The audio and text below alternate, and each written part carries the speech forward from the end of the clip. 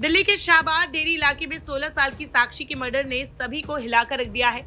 आरोप लगे हैं कि लड़के पर, जिसका नाम साहिल है। पुलिस ने उसे सीसीटीवी कैमरे में कैद इस पूरी वारदात की शिनाख्त करते हुए गिरफ्तार कर लिया है। इस हिलाकर रख देने वाली घटना को लेकर चर्चाएं छाई हुई है।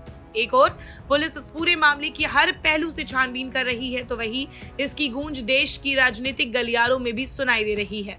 बताया जा रहा है कि इस मामले में आरोपी साहिल मुस्लिम समुदाय से है। ऐसे में एक कार्यक्रम के दौरान AIMIM प्रमुख असदुद्दीन ओवैसी से जब उनकी प्रतिक्रिया मांगी गई, तो इस पूरे मामले पर पहले उन्होंने दुख जताया, उसके बाद उन्होंने केंद्र की बीजेपी सरकार को ही निशाने पर ले लिया। उन्होंने कहा कि जिस तरह से इस पूरे मामले को लव जिहाद से जोड़ने की कोशिश की जा रही है, वो सरासर गलत है। अपनी बात के समर्थन में AIMIM चीफ असदुद्दीन ओवैसी ने केरल के एक मामले का जिक्र करते हुए कहा कि ऐसा ही एक केस सुप्रीम कोर्ट में गया था, जहां पर लव जिहाद की सारी थ्योरी धरी की धरी रह गई। उन्होंने कहा कि इस मामले में सुप्रीम कोर्ट में केस ही गलत साबित हुआ। उन्होंने कहा कि क्या इस बात पर मुझे पूरे हिंदू समुदाय को बदनाम कर देना चाहिए।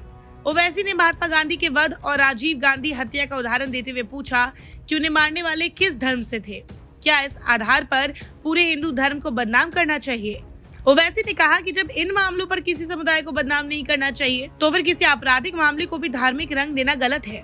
ओवैसी ने साथ ही दिल्ली में साक्षी हत्याकांड का जिक्र करते हुए इस मामले पर शोक जताया। उन्होंने कहा कि ऐसा नहीं होना चाहिए था। उन्होंने कहा कि वो वीडियो उन्होंने भी देखी थी जो हिला कर रख देने वाली थी, लेकिन इस मामले की सही से तफ्तीश होनी चाहिए, ना कि इसमें धार्मिक एंगल ढूंढना चाहिए। AIMIM चीफ असदुद्दीन ओवैसी ने कहा कि देश में महिलाओं के खिलाफ जहां भी जुल्म हो रहा है, उसके खिलाफ कड़े कदम उठाए जाने चाहिए, फिर वो चाहे किसी भी मजहब की क्यों ना हो। ओवैसी ने कहा कि आपराधिक मामलों में धार्मिक एंगल निकालने से ऐसे मामले ज्यादा संवेदनशील हो जाते हैं।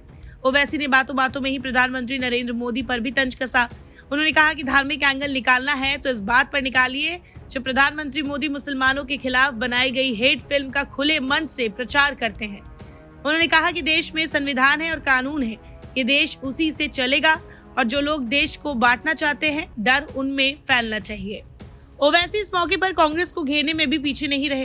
कांग्रेस नेताओं की ओर से AIMIM को बीजेपी की बी टीम बताए जाने को लेकर उन्होंने कहा कि कांग्रेस को हैदराबाद में आकर चुनाव लड़कर और जीत कर दिखा दे, फिर मानेंगे। राहुल गांधी को लेकर उन्होंने कहा कि जो खुद अमेठी से हार कर वायनाड में मुसलमानों के वोट से जीते, उन्हें ऐसी बातें नहीं कहनी चाहिए।